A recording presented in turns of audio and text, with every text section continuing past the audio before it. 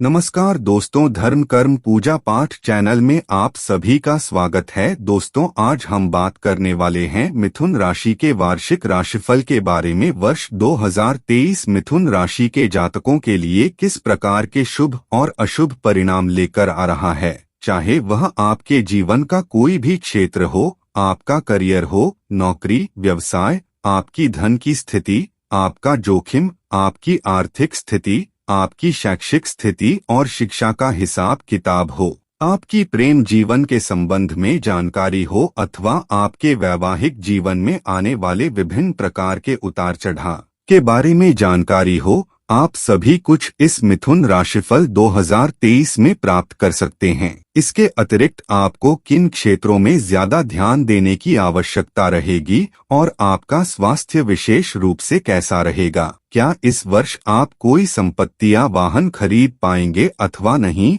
और आपके लिए शुभ अंक कौन से होंगे, यह सारी जानकारी आपको हमारी इस वीडियो के माध्यम से प्राप्त होगी, क्योंकि यह विशेष वीडियो वैदिक ज्योतिष के आधार पर होने वाले ग्रहों के गोचर और नक्षत्रों की स्थिति को ध्यान में रखकर तैयार किया गया है। तो आइए अब ज्यादा विलंब नहीं करते और आपको बताते हैं कि कैसा रहेगा वर्ष 2023 मिथुन राशि के जातकों के लिए, और बताते हैं आपको वर्ष 2023 का मिथुन राशि का वार्षिक राशिफल। 2023 मिथुन राशि के जातकों के जीवन में एक बड़ा अच्छा वर्ष साबित हो सकता है, क्योंकि सर्वप्रथम शनि की ढैया समाप्त होने से मानसिक तनाव से मुक्ति मिलेगी, स्वास्थ्य समस्याओं में कमी आएगी और आप जीवन के क्षेत्रों में आगे बढ़ पाएंगे, क्योंकि आपका भाग्य आपके साथ खड़ा नजर आएगा और भाग्य की प्रबलता हर मुश्किल को आसान बना देगी। साथ ही रुके हुए काम भी बनने लगेंगे, जिससे आपका आत्मविश्वास भी बढ़ने लगेगा। यह वर्ष कई मामलों में आपके लिए अच्छा रहने वाला है। कुछ एक ऐसे क्षेत्र होंगे जहां ध्यान देने की आवश्यकता पड़ेगी, लेकिन वह क्षेत्र भी आपकी समझदारी से सुधर सकते हैं। वर्ष की शुरुआत में आप मानसिक तनाव महसूस करेंगे, क्योंकि शनि अष्टम भाव से निकलने वाले होंगे। 17 जनवरी को जैसे ही शनि मकर राशि छोड़कर कुंभ राशि में प्रवेश करेंगे, आपकी कंटक शनि की स्थिति समाप्त हो जाएगी और आप बहुत अच्छी स्थिति में आ जाएंगे। इस प्रकार जिन कार्यों में व्यवधान आ रहे थे या जो काम रुके हुए थे, वह पूरे होने लगेंगे और आपका मानसिक तनाव भी बहुत हद तक दूर हो जाएगा। आपके निर्णय लेने की क्षमता मजबूत होगी और आपके आसपास की परिस्थितियां धीरे धीरे बदलने लगेंगी और आपको ऐसा लगेगा कि जैसे आपका भाग्य हर जगह आपकी मदद कर रहा है। इस दौरान लंबी यात्राओं के योग बनेंगे और विदेश प्रवास की स्थिति बन सकती है। आपका मन धार्मिक क्रियाकलापों में भी खूब लगेगा। वर्ष के शुरुआती महीनों में संतान को लेकर चिंताएं रहेंगी और प्रेम संबंधों में भी समस्या आती जाती रहेगी, लेकिन आर्थिक तौर पर यह समय अच्छा रहेगा और आपको धन प्राप्ति कराता रहेगा। दूसरी और तीसरी तिमाही और भी ज्यादा आर्थिक स्थिति को बढ़िया बनाने वाली साबित होगी और आपके पास आमदनी बढ़ती जाएगी। वर्ष की पहली तिमाही आपके लिए उतार चढ़ाव से भरी रहेगी। आपको आर्थिक मामलों में थोड़ी सतर्कता बरतनी होगी, क्योंकि आपकी महत्वाकांक्षाएं अधिक होंगी, लेकिन उनको अमलीजामा पहनाकर सफलता के धरातल पर लेकर आना इतना आसान नहीं होगा। आपको अपनी महत्वाकांक्षाओं को पंख लगने से रोकना होगा, क्योंकि इस दौरान यदि आप उनके पीछे भागने लगते हैं तो सही और गलत में भेद करना बंद कर देंगे, जो आपके लिए नुकसानदायक रहेगा। इस वर्ष कुछ ऐसी स्थितियों का निर्माण होगा कि आपको विदेश जाने के मौके मिलेंगे और लंबी लंबी यात्राएं करने का अवसर प्राप्त होगा। भाग्य आपके साथ खड़ा नजर आएगा, जिससे थोड़े से ही प्रयासों से आपको अधिक परिणाम मिलने लगेंगे और आपको जीवन में अच्छे समय की अनुभूति होने लगेगी। इस वर्ष की पहली तिमाही में परिवार में काफी अच्छी स्थिति रहेगी। पारिवारिक जीवन खुशियों से भरपूर रहेगा और देव गुरु बृहस्पति की कृपा बराबर बनी रहने से परिवार में सुख और शांति रहेगी। कोई शुभ कार्य भी संपन्न हो सकता है। घर में पूजा पाठ की स्थिति भी बनेगी और चारों ओर का माहौल धार्मिक और उल्लास से भरा रहेगा। घर में कुछ शुभ कार्य भी संपन्न होंगे और किसी के विवाह की शहनाइयां भी गूंज सकती हैं। यह तिमाही आपको अपने भीतर झांककर अपनी गलतियों को ध्यान में रखकर उन्हें दोबारा न दोहराने की सलाह दे रही है। जो पिछले कुछ समय से नौकरी के लिए आवेदन कर रहे थे, उन्हें भी सफलता मिलेगी और कोई नई नौकरी मिल सकती है। इसके साथ ही आपका अपने काम पर विश्वास बढ़ेगा। आपके सीनियर्स का भरोसा आप पर बढ़ेगा और आप कंपनी में मजबूत स्थिति में आ सकेंगे। आपको अच्छी आमदनी प्राप्त होने और अलग तरह के कुछ विशेष आर्थिक लाभ प्राप्त होने के योग बनेंगे, जो आपके काम की वजह से आपको मिल सकते हैं। वर्ष की शुरुआत में शनि देव आपके अष्टम भाव में रहेंगे और बृहस्पति महाराज दशम भाव में होंगे। इस वजह से शुरुआती महीना करियर में उतार चढ़ाव से भरा रहेगा और पारिवारिक जीवन में भी थोड़ा तनाव रहेगा। फरवरी के महीने में आपको परेशानियों से निजात मिलेगी। मार्च के महीने में आपको अपने व्यवहार में कटुता से बचना होगा और किसी को भी उल्टा सीधा बोलने से बचने से ही आपका भला होगा। अप्रैल के महीने में देव गुरु बृहस्पति आपके एकादश भाव में जाकर आपकी आमदनी में चौतरफा वृद्धि के योग बनाएंगे। इस दौरान संतान प्राप्ति की सुखद संभावना और समाचार की प्राप्ति हो सकती है। आपको अपने करियर में भी सफलता मिलने के योग बनेंगे।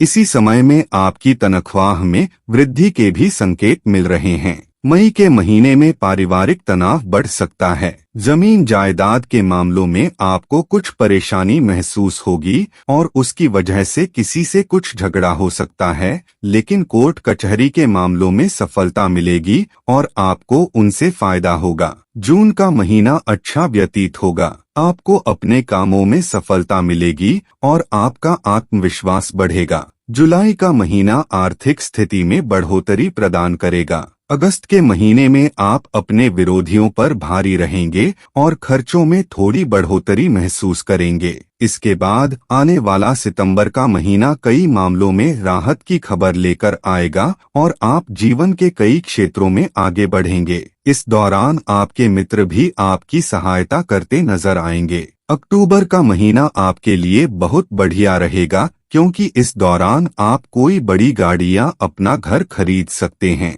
नवंबर का महीने प्रेम संबंधों के लिए अनुकूलता से भरा रहेगा और संतान की प्रगति होगी तथा दिसंबर के महीने में आपको जमीन जायदाद से जुड़े मामलों में कुछ तनाव का सामना करना पड़ सकता है और आपकी माताजी के स्वास्थ्य में गिरावट हो सकती है। मिथुन राशि के लोगों के प्रेम संबंधों में उतार चढ़ाव की स्थिति रहेगी। विशेष रूप से जनवरी से लेकर अप्रैल के बीच प्रेम संबंधों में समस्या रहने की संभावना है। जनवरी का महीना तो ज्यादा समस्या पूर्ण रहेगा और झगड़े होने की संभावना भी बनी रहेगी, लेकिन 22 अप्रैल को जब देव गुरु बृहस्पति एकादश भाव में प्रवेश करके आपके पंचम भाव और सप्तम भाव को पूर्ण दृष्टि से देखेंगे तो वह आपके प्रेम संबंधों में और रोमानियत पैदा करेंगे। आप अपने रिश्ते में प्रगाढ़ता महसूस करेंगे और धीरे धीरे एक दूसरे के प्रति आकर्षण महसूस करेंगे। इसी वर्ष आप अपने प्रियतम को अपने विवाह का प्रस्ताव दे सकते हैं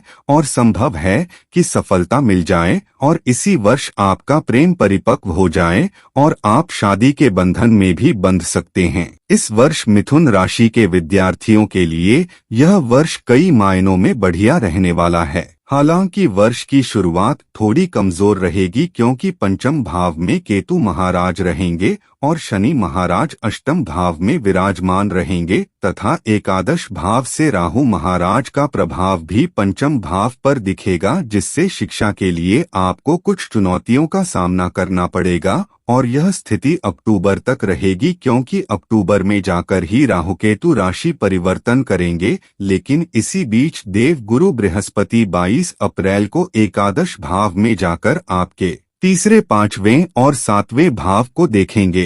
पंचम भाव अर्थात बुद्धि के भाव पर देव गुरु बृहस्पति की दृष्टि शिक्षा के क्षेत्र में आपको अच्छी उन्नति दिलाएगी। प्रतियोगिता परीक्षा की तैयारी कर रहे विद्यार्थियों को वर्ष की शुरुआत में ही कोई बड़ा तोहफा मिल सकता है और जो विद्यार्थी उच्च शिक्षा ग्रहण करना चाहते हैं उनके लिए शनि का गोचर 17 जनवरी के बाद से प्रभावशाली रहेगा और अप्रैल के मध्य से आगे का समय उन्हें उच्च शिक्षा में उत्तम सफलता प्रदान करने वाला समय साबित होगा। विदेश जाकर पढ़ने की इच्छा रखने वाले विद्यार्थियों को अप्रैल से मई के दौरान सफलता मिल सकती है। आपके बच्चों के लिए वर्ष की शुरुआत उतार चढ़ाव से भरी रहेगी क्योंकि पंचम भाव में केतु महाराज विराजमान रहेंगे और राहु का प्रभाव पूर्ण रूप से आपके पंचम भाव को प्रभावित करेगा। यही नहीं, वर्ष के शुरुआती महीने में तो शनि महाराज जी अष्टम भाव में बैठकर पंचम भाव को देखेंगे जिससे संतान को शारीरिक कष्ट और मानसिक तनाव मिलेगा। लेकिन इसके बाद जब 17 जनवरी को शनि महाराज कुंभ राशि में आपके भाग्य स्थान में चले जाएंगे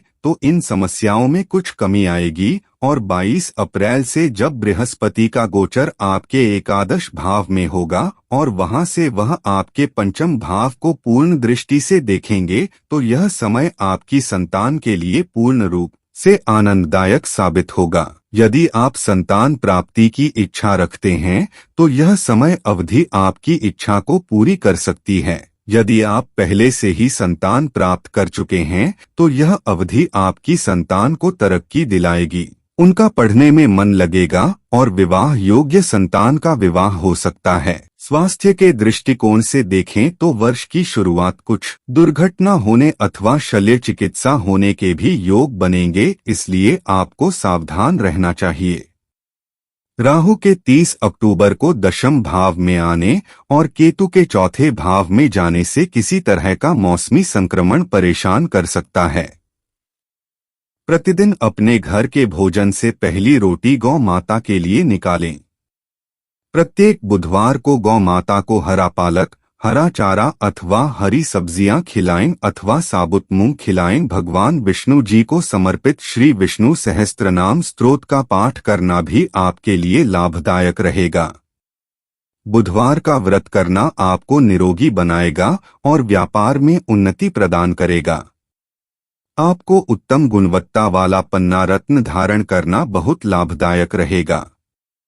इस रत्न को आप कनिष्ठिका अंगुली में शुक्ल पक्ष के दौरान बुधवार के दिन धारण कर सकते हैं।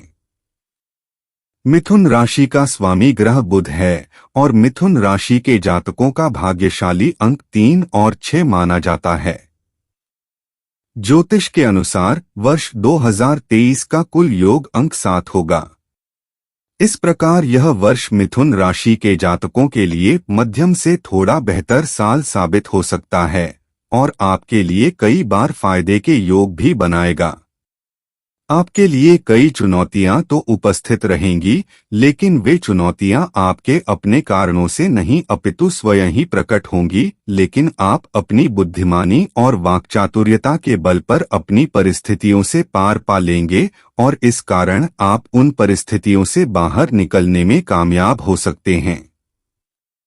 यह वर्ष आपको कई नए अवसर प्रदान करेगा और यदि आप उनको समय रहते अपना लेते हैं तो बहुत प्रगति कर पाएंगे।